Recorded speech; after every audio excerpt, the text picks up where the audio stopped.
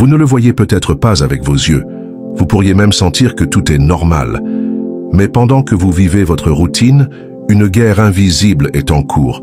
Une guerre ancienne, spirituelle, silencieuse, mais mortelle. Ce n'est pas une métaphore. C'est une bataille réelle. Et vous êtes au milieu d'elle. Beaucoup pensent que la vie chrétienne est une question de bénédiction, de protection et de paix. Mais l'apôtre Paul dans Éphésiens 6 n'a pas dit « mettez le pyjama du confort spirituel ». Il a dit « revêtez toute l'armure de Dieu ». Qu'est-ce que cela signifie? Qu'il y a un combat en cours, non pas contre des personnes, non pas contre la chair et le sang, mais contre les forces spirituelles du mal, dans les lieux célestes. Le problème est que la plupart des croyants d'aujourd'hui sont désarmés. Ils vont à l'église, chantent des louanges, postent des versets, mais spirituellement, ils sont nus, vulnérables et blessés. Parce qu'ils ignorent qu'il y a des démons qui attaquent leur esprit, leur foi, leur pureté, leur famille, leurs prières. Cette guerre n'est pas nouvelle, mais elle n'a jamais été autant ignorée. Dans cette vidéo, vous comprendrez ce qui se cache réellement derrière vos angoisses, vos distractions, vos rechutes et votre froideur spirituelle. Vous découvrirez ce qu'est l'armure de Dieu, comment l'utiliser, et pourquoi beaucoup perdent la bataille sans même savoir qu'ils se battent. Éphésiens 6 sera la carte pour survivre et vaincre sur le champ de bataille spirituelle. Alors, restez jusqu'à la fin, car cette vidéo n'est pas une simple prédication, c'est une convocation. Dieu appelle les vrais soldats du royaume. Et si vous entendez cela maintenant, c'est parce qu'il veut que vous vous leviez maintenant. Avant votre naissance, avant qu'il y ait un jardin, une croix ou une église, la guerre avait déjà commencé. Ce n'était pas en Éden, c'était au ciel. La première étincelle de la rébellion est apparue dans le cœur d'un ange qui a osé désirer le trône. Lucifer, le porteur de lumière, s'est levé contre le Créateur et a entraîné avec lui le tiers des anges, non pas avec des épées de fer, mais avec l'arme la plus subtile de l'enfer, l'orgueil. Et depuis ce jour, le monde spirituel est entré en conflit éternel. C'est la guerre invisible qui façonne tout ce que vous voyez. Quand Paul écrit aux Éphésiens, il ne parle pas dans un langage symbolique pour embellir la foi. Il ouvre les yeux de l'Église sur une réalité brutale et négligée, car nous n'avons pas à lutter contre la chair et le sang, mais contre les principautés, contre les puissances, contre les dominateurs des ténèbres de ce monde, contre les esprits méchants dans les lieux célestes. Éphésiens 6:12. Le sentez-vous? Peut-être pas avec des mots, mais dans la fatigue inexplicable. Dans l'esprit distrait qui ne parvient pas à prier, dans la tentation qui revient en boucle, dans l'oppression qui pèse lorsque vous essayez de chercher Dieu. Ce n'est pas seulement psychologique, c'est spirituel, c'est la guerre. La guerre a commencé avant vous, mais maintenant elle se manifeste en vous. Jésus n'est pas venu nous donner une religion. Il est venu vaincre cette guerre. C'est pour cela que le Fils de Dieu apparut, afin de détruire les œuvres du diable. 1 Jean 3:8. Et quand il a vaincu sur la croix, ce ne fut pas la fin de la guerre, ce fut le début de la contre-offensive. L'agneau a écrasé la tête du serpent, mais le serpent mord encore les talons des enfants de Dieu. Il a perdu l'autorité, mais il utilise toujours la tromperie. Il a été vaincu dans l'éternité, mais il continue de se battre dans le temps. Le diable ne craint pas les cultes. Il ne tremble pas devant les conférences bondées. Mais il craint un croyant qui sait qu'il est en guerre, car celui-ci ne se laisse pas distraire. Celui-ci ne vend pas son armure. Celui-ci prie, jeûne, veille, combat. Celui-ci connaît Éphésiens 6 comme un champ de bataille, pas comme une décoration théologique. Charles Spurgeon a dit « Le vrai chrétien est reconnu non pas par la force de son sourire en temps de pex, mais par sa résistance en temps de guerre. » Et il ajoute « Si vous n'êtes pas en guerre contre le péché, le monde et le diable, c'est peut-être parce que vous vous êtes déjà rendu à eux. » Cette guerre, bien qu'invisible, a des conséquences visibles, des familles brisées, des églises divisées, des pasteurs qui tombent, des jeunes asservis par la pornographie, des chrétiens sans autorité spirituelle. Tout cela sont les effets secondaires d'une guerre négligée. Ce n'est pas seulement le monde qui s'effondre, c'est le peuple de Dieu qui a oublié qu'il est au combat. Et vous? Dans quelle position êtes-vous? Vous pouvez être un spectateur ou un soldat, vous ne serez pas neutre, car dans cette guerre, l'absence de lutte est une reddition. L'omission est une alliance avec l'ennemi. Celui qui ne résiste pas a déjà été capturé. Mais il y a une bonne nouvelle, vous n'avez pas à vous battre seul. Le Seigneur des armées, qui a vaincu sur la croix, a promis d'être avec ceux qui luttent pour la sainteté, pour la vérité, pour la fidélité. L'armure est disponible, mais elle ne se met pas toute seule. L'épée est à votre disposition, mais elle ne tranche pas dans la main des lâches. Le bouclier de la foi est à portée de main, mais il ne fonctionne que dans la main de celui qui croit même face au feu. Cette guerre a commencé avant vous, oui, mais elle continue maintenant, en vous, autour de vous, contre vous, et peut-être même à travers vous. C'est pourquoi, avant de vouloir des victoires, réveillez-vous sur le champ de bataille. Avant de chercher des miracles, cherchez le discernement. Et avant de demander la paix, demandez « Seigneur, où suis-je attaqué sans m'en être rendu ?» Compte ? Le soldat du Christ ne marche pas sans être averti. Il marche les yeux ouverts, l'âme vigilante, le cœur pur et l'épée dégainée. Car la guerre est invisible, mais le royaume est éternel. Et seuls ceux qui résistent jusqu'à la fin seront couronnés. Si le diable portait un uniforme, s'il était rouge avec un trident à la main, tout le monde fuirait. S'il frappait à votre porte avec des cornes et une odeur de soufre, vous vous enfermeriez en prière. Mais il n'est pas ainsi. Il n'apparaît pas. Il suggère.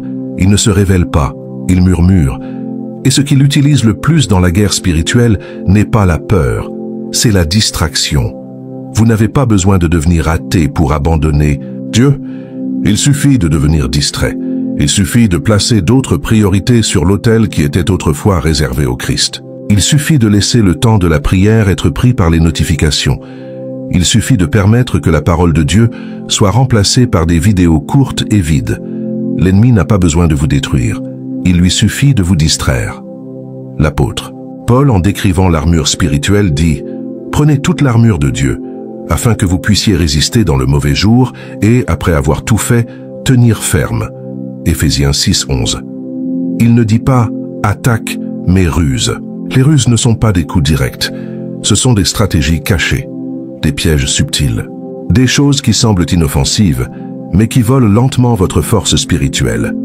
Spurgeon a dit « Satan se moque de ce que vous croyez, tant que vous êtes trop distrait pour vivre ce que vous croyez. » Et ce que nous voyons aujourd'hui, c'est une génération qui connaît des versets, mais ne les vit pas, qui parle de Dieu mais n'a pas de temps pour lui, qui se dit chrétienne, mais qui est endormie face au bombardement de distractions déguisées en divertissement, en travail, en précipitation, en anxiété et en futilité. Pensez-vous vraiment que votre fatigue spirituelle est seulement physique, que votre manque de concentration dans la prière est juste de l'épuisement mental, que votre froideur est seulement une phase? Non. Il y a une stratégie, une campagne spirituelle contre votre âme. Et elle ne crie pas, elle étouffe lentement, elle ne tranche pas, elle anesthésie. Regardez autour de vous. Combien de croyants ont perdu le feu? Combien de leaders ont perdu l'onction? Combien de jeunes, autrefois fervents, ont maintenant du mal à jeûner? Ce n'est pas seulement la chair, c'est la guerre. L'ennemi ne porte pas d'uniforme, il se déguise en urgence. Il fait en sorte que tout semble plus important que Dieu. Mais il y a un appel dans Éphésiens 5 qui précède le texte de l'armure. « Réveille-toi, toi qui dors, et lève-toi d'entre les morts, et Christ t'éclairera. » Éphésiens 5, 14. Il est temps de se réveiller, car le soldat qui dort sur le champ de bataille devient une cible facile, et le croyant distrait devient un pont pour l'ennemi. Le monde est en train de s'effondrer, mais ce qui inquiète le plus le ciel, ce n'est pas le monde, c'est l'Église distraite. Peut-être que le plus grand plan du diable contre votre vie n'est pas de détruire votre réputation, votre ministère ou votre famille. Peut-être est-ce simplement de vous faire détourner les yeux de Jésus, comme Pierre qui marchait sur les eaux jusqu'à ce qu'il regarde le vent. Le vent était déjà là. La guerre existait déjà. Mais c'est le regard distrait qui l'a fait sombrer. La Bible nous ordonne de veiller. Ce n'est pas un conseil, c'est un ordre. Car la vigilance est la lampe allumée dans l'obscurité des derniers temps. Veiller, c'est remarquer quand le téléphone est devenu une idole, quand le travail est devenu une excuse, quand la distraction est devenue une routine, quand l'âme a cessé de se battre et a commencé à négocier. Il n'y a pas de neutralité dans la guerre spirituelle. Soit vous vous concentrez, soit vous coulez. Par conséquent, demandez-vous, quand ai-je pleuré pour la dernière fois en présence de Dieu? Quand ai-je passé la dernière nuit à lutter dans la prière? Quel est le dernier renoncement que j'ai fait par amour pour le Christ? Si vous ne savez pas répondre, peut-être que l'ennemi est déjà en train de gagner. Non pas parce qu'il vous a frappé fort, mais parce qu'il vous a enveloppé de distractions. Mais aujourd'hui, vous écoutez cette vidéo, et c'est un signe de miséricorde, car il est encore temps. Il y a encore du sang, il y a encore une armure, il y a encore une chance de se réveiller et de se battre. N'attendez plus. Ramassez votre esprit dispersé, récupérez votre temps avec Dieu, restaurez votre autel. Car l'ennemi ne se repose pas, mais celui qui est en vous est plus grand que celui qui est dans le monde. Et la première victoire dans cette guerre est simple. Revenir à regarder le Christ et ne plus jamais l'enlever des yeux. Éphésiens 6 n'est pas une poésie, c'est un manuel de guerre. Et Paul, l'apôtre blessé par les batailles spirituelles de la foi, n'écrit pas comme un théologien de cabinet, mais comme un soldat vétéran. Il a vu des démons être chassés, mais il a aussi vu des églises être corrompues. Il a vu des chaînes s'ouvrir, mais il a aussi vu des frères faire naufrage dans la foi. Et c'est pourquoi il crie à l'Église, « Prenez toute l'armure de Dieu, afin que vous puissiez résister dans le mauvais jour, et qu'après avoir tout accompli, vous teniez ferme. » Éphésiens 6, 13. L'armure est déjà prête. Elle a déjà été forgée au ciel. Mais elle ne se met pas toute seule. Dieu ne met l'armure à personne de force. Il l'offre, il la fournit, il avertit. Mais c'est vous qui choisissez. C'est vous qui vous levez avant le mauvais jour et qui décidez « Aujourd'hui, je ne pars pas désarmé ». Spurgeon disait « Le croyant qui ne revêt pas l'armure de Dieu dit qu'il peut se battre avec ses propres forces, et c'est la racine de toute défaite. » Combien de chrétiens aujourd'hui vivent comme s'ils étaient en paix, alors que l'enfer les voit comme des cibles vulnérables? Combien marchent nus spirituellement, s'exposant à des attaques mentales, des tentations subtiles et des flèches enflammées, sans même s'en apercevoir? Parce que connaître Éphésiens 6 est une chose, le revêtir en est une autre. Beaucoup de gens connaissent le verset mais vivent nus. Paul mentionne 6 parties de l'armure, et chacune exige une action. Ce ne sont pas des ornements spirituels, ce sont des attitudes pratiques. La ceinture de la vérité, vous devez décider de ne pas vivre dans le mensonge. Il ne s'agit pas seulement de doctrine, il s'agit d'intégrité. La cuirasse de la justice, vous devez marcher dans la droiture, pas seulement parler de justice, mais la pratiquer. Les sandales de l'évangile de la paix, cela parle de direction, d'être prêt à marcher avec le royaume, même sur des terrains difficiles. Le bouclier de la foi, vous devez maintenir la foi vivante, non pas comme une théorie, mais comme une résistance active aux mensonges du diable. Le casque du salut. Vous devez protéger votre esprit avec la certitude que vous êtes sauvé, aimé, régénéré. L'épée de l'esprit, qui est la parole de Dieu. Et cette épée rouille dans les mains de ceux qui ne la lisent pas, ne la méditent pas, ne la pratiquent pas. Chaque pièce exige une décision, un effort, une vigilance. L'armure n'est pas automatique. Elle ne se transmet pas par l'Église. Elle ne s'acquiert pas par l'émotion. Elle est conquise dans l'intimité, le renoncement, la discipline spirituelle. Le problème est que beaucoup veulent être protégés, mais ne veulent pas se préparer. Ils veulent la victoire, mais ne veulent pas de résistance. Ils veulent que Dieu se batte pour eux, mais ne sont pas disposés à revêtir l'armure qu'il a lui-même offerte. Et il y a un détail.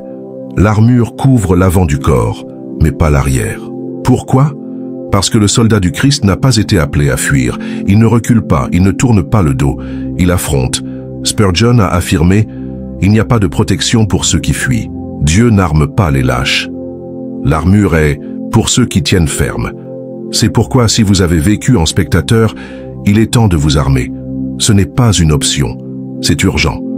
Le monde ne vous attendra pas pour mûrir. L'enfer ne prend pas de congé. Le mauvais jour arrive, sans avertissement, et celui qui n'est pas revêtu sera blessé. Vous n'êtes pas appelé à être un croyant décoratif, mais un guerrier actif.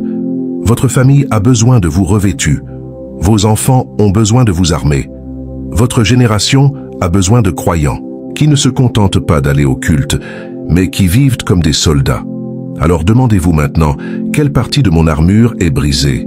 Quelle zone de ma vie est exposée? Où ai-je cessé de me battre et ai-je commencé à négocier? Il ne suffit pas de regarder des vidéos comme celle-ci. Il faut agir. Il faut prier pour le discernement. Il faut implorer des vêtements spirituels. Il faut jeûner pour fortifier la foi. Il faut mettre le casque quand les pensées viennent comme des flèches. Il faut brandir l'épée quand la tentation murmure. Parce que le mauvais jour viendra. Et quand il viendra, soit vous serez armés, soit vous serez vaincus. L'armure est disponible, mais elle ne se met pas toute seule. La guerre invisible qui se déroule maintenant a un champ spécifique, une tranchée silencieuse où se décident les victoires ou les défaites. Votre esprit, pas le corps, pas l'environnement, pas les autres. C'est dans l'esprit que l'ennemi prépare ses attaques les plus subtiles et les plus mortelles. L'apôtre Paul nous avertit, nous renversons les raisonnements et toute hauteur qui s'élève contre la connaissance de Dieu et nous amenons toute pensée captive à l'obéissance de Christ. 2 Corinthiens 10, 5.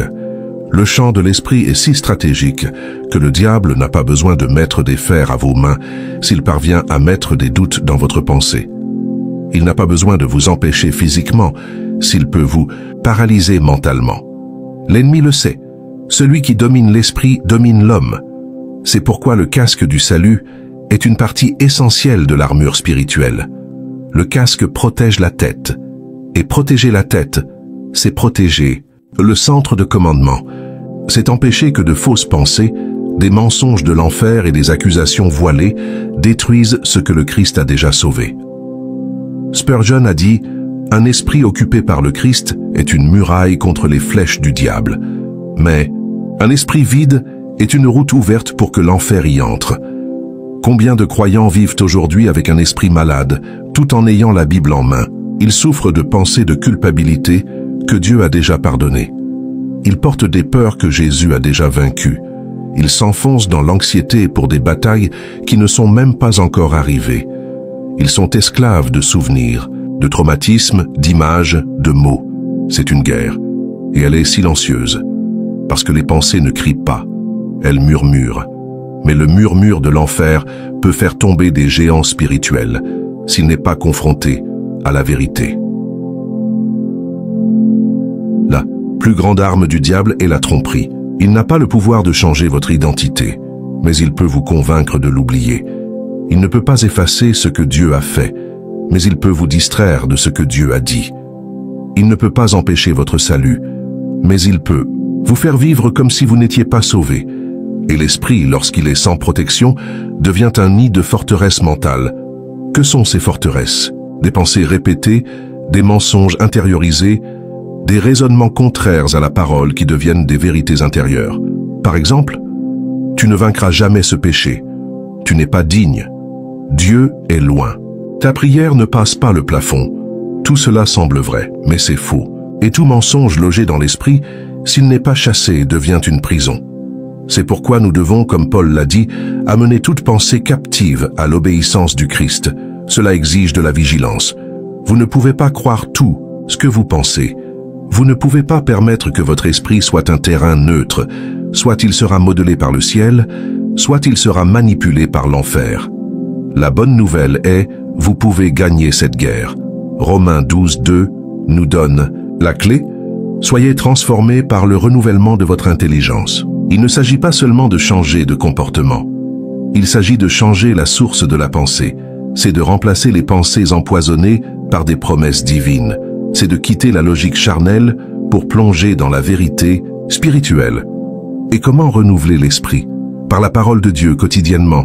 Elle nettoie, elle corrige, elle illumine. Par la prière intentionnelle. Pas des prières automatiques, mais de vraies conversations avec Dieu où les pensées sont exposées. Par le silence stratégique, s'éloigner du bruit du monde pour écouter le murmure de l'esprit. Par le jeûne des contenus toxiques, les réseaux sociaux, les séries, les musiques, tout ce qui sème les ténèbres doit être coupé. Spurgeon a déclaré « Le plus grand champ de bataille n'est pas la chair ni la conférence. C'est le cœur de l'homme quand il est seul avec ses pensées. Par conséquent, Gardez votre esprit, car il est la muraille qui protège votre âme, ou la porte ouverte qui l'expose. Le casque du salut n'est pas un ornement doctrinal, c'est une urgence quotidienne. Mettez-le. Et quand les mensonges surgissent, confrontez-les avec la vérité. Je suis en Christ, et il n'y a aucune condamnation pour ceux qui sont en lui. L'esprit d'un chrétien ne peut pas être un terrain neutre.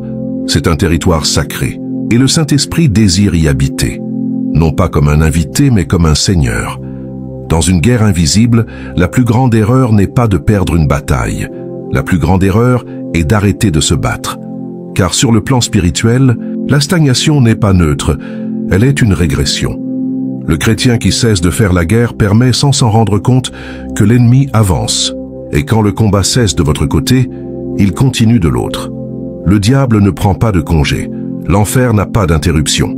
Mais de nombreux croyants, malheureusement, Paul, dans Éphésiens 6:13, déclare « Prenez toute l'armure de Dieu, afin que vous puissiez résister dans le mauvais jour, et qu'après avoir tout accompli, vous teniez ferme. » Notez bien, tenir ferme n'est pas synonyme de repos, c'est une position de bataille.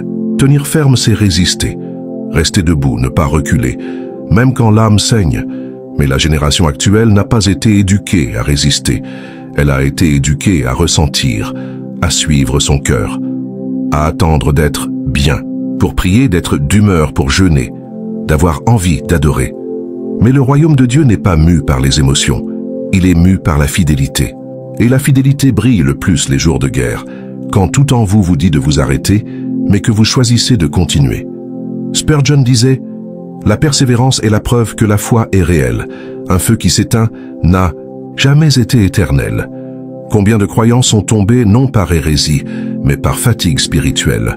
Combien de guerriers sont devenus spectateurs parce qu'ils pensaient qu'ils avaient déjà assez lutté? Combien ont dit « ça suffit », mais l'ennemi n'a pas dit la même chose? C'est dangereux. Car, comme dans toute guerre, celui qui baisse, sa garde devient une cible. La parole de Dieu est remplie d'impératifs. Veillez, priez, résistez, revêtez-vous, combattez. Ce ne sont pas des conseils, ce sont des ordres pour des soldats. Et les soldats ne vivent pas dans le confort, ils vivent pour la mission. Il existe un mythe parmi de nombreux chrétiens, celui d'avoir fait sa part, qu'après des années de service, de ministère, de prière, ils peuvent se reposer. Mais la Bible ne dit pas « soyez fidèles pendant un certain temps ». Elle dit « sois fidèle jusqu'à la mort, et je te donnerai la couronne de vie ». Apocalypse 2:10.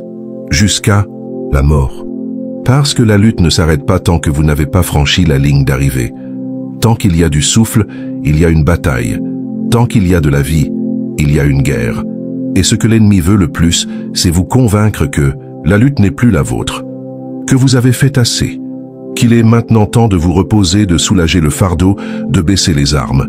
Mais quand vous arrêtez de vous battre, vous êtes déjà en train de perdre. La fatigue spirituelle est réelle, le découragement est réel, mais la victoire l'est aussi, et elle est promise à ceux qui persévèrent. La question n'est pas de savoir si vous êtes fatigué, la question est, que faites-vous de cette fatigue? Vous l'utilisez comme excuse pour vous arrêter? Ou comme raison pour vous jeter aux pieds du Christ, où il y a un renouvellement? Jésus, à Gethsémani, a lutté jusqu'à suer du sang. Il ne s'est pas retiré, il ne s'est pas échappé, il a résisté. Pour vous.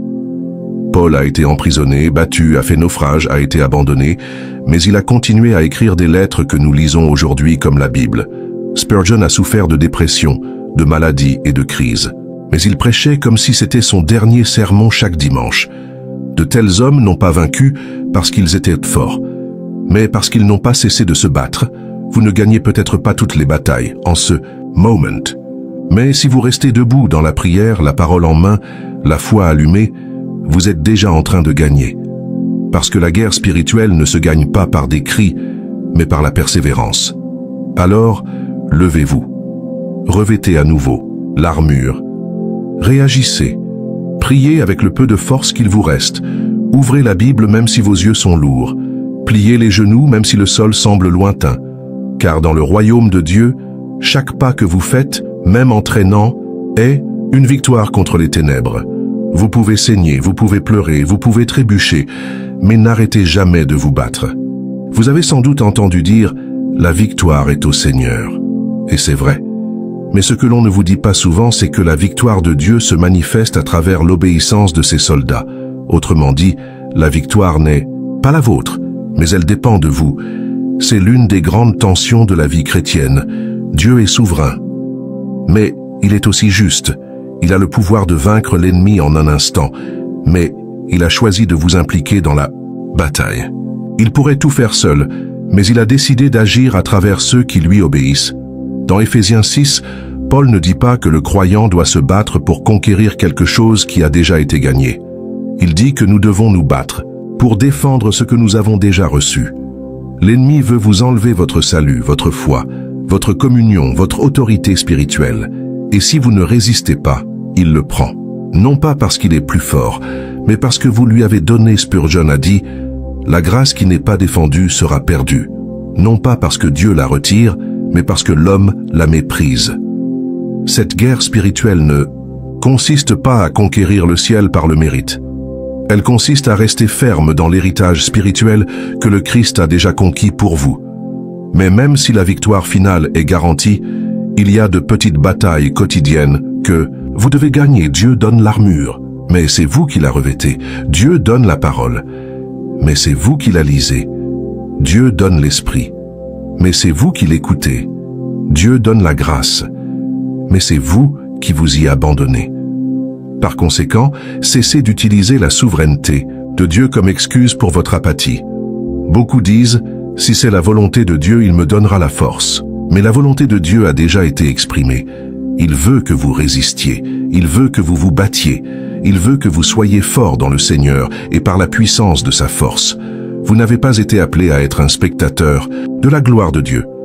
Vous avez été appelé à en être un canal actif. La victoire est déjà écrite, mais elle passe par vos choix. Souvenez-vous de ce que Jésus a dit dans Jean 15. « Sans moi, vous ne pouvez rien faire. » Mais il a aussi dit « Demeurez en moi ». La victoire est la sienne, mais la persévérance est votre responsabilité. Beaucoup tombent parce qu'ils pensent que la bataille est la leur et abandonnent face au poids.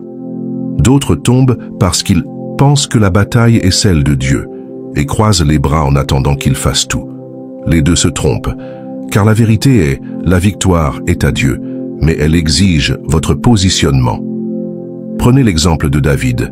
Il savait que c'était Dieu qui vaincrait Goliath, mais qui a ramassé les pierres, qui a couru sur le champ de bataille, qui a levé sa fronde, qui a déclaré la victoire au nom du Seigneur des armées. Ce fut David. Dieu a donné la victoire à travers un homme prêt à se battre. Vous n'avez pas besoin d'être parfait pour gagner, mais vous devez être prêt à obéir. Vous n'avez pas besoin d'être fort, mais vous devez être constant. Vous n'avez pas besoin de tout comprendre, mais vous devez vous abandonner complètement. Cette guerre est spirituelle, mais elle se déroule dans des décisions pratiques. Choisir la prière au lieu de la distraction. Choisir la vérité au lieu de la complaisance. Choisir la sainteté au lieu du plaisir éphémère. Choisir de résister au lieu de négocier.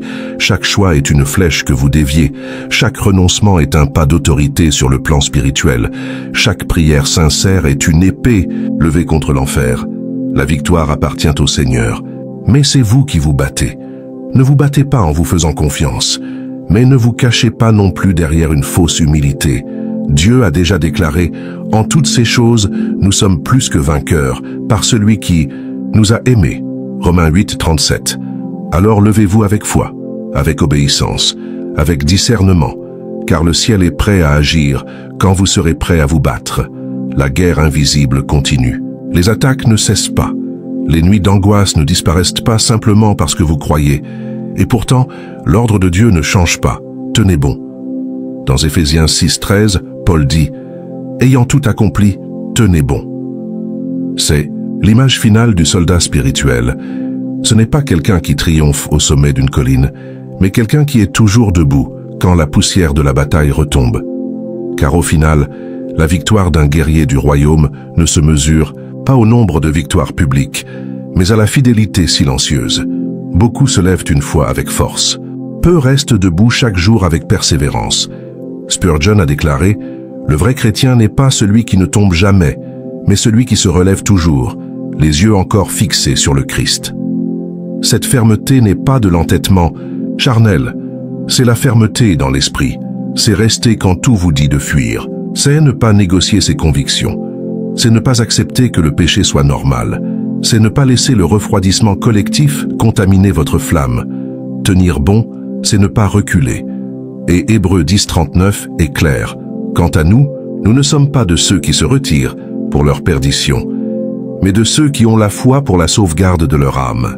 Si vous vous arrêtez, l'enfer avance. Si vous reculez, l'ennemi prend du terrain. Si vous négociez, le royaume perd une sentinelle. Il n'y a pas de position neutre dans le royaume de Dieu. Soit vous êtes debout pour la vérité, soit vous êtes tombé à cause des mensonges. Et ne vous y trompez pas.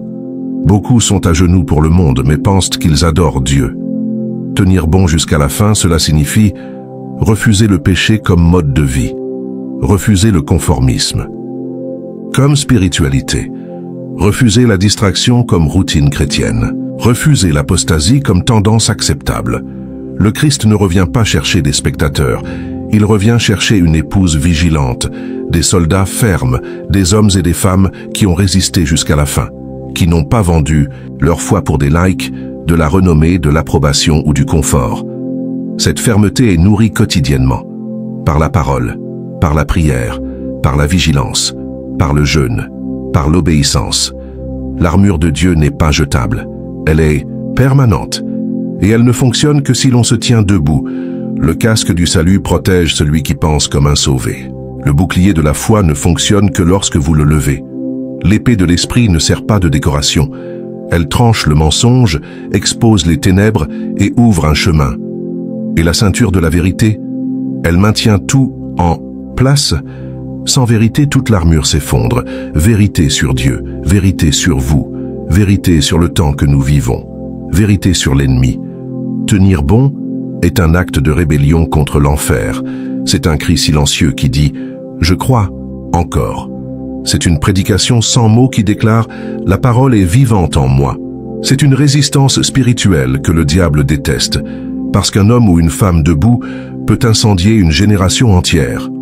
Quand le Christ reviendra, il ne demandera pas « Combien de followers aviez-vous » Il demandera « Êtes-vous resté fidèle ?» Il ne s'agit pas de popularité, il s'agit de persévérance. Il ne s'agit pas d'influence, il s'agit de fermeté. Il ne s'agit pas d'applaudissements, il s'agit de résistance. Alors, même si vos forces faiblissent, tenez bon. Même si les larmes coulent, tenez bon. Même si vous êtes fatigué, encerclé, ensanglanté, tenez bon. Car celui qui persévérera jusqu'à la fin sera sauvé. Matthieu 24, 13. L'ordre final est clair, tenez bon, jusqu'à la fin.